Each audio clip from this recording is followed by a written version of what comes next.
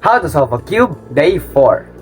Today, we're gonna talk about OLL, or the orientation of the last layer.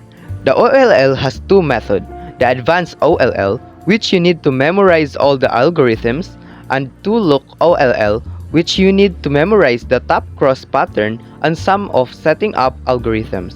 The OLL has 57 different cases, and each of them has different algorithm to form the top layer. But that's too much to memorize. For this one, I'm gonna use two-look OLL. This is how I did it.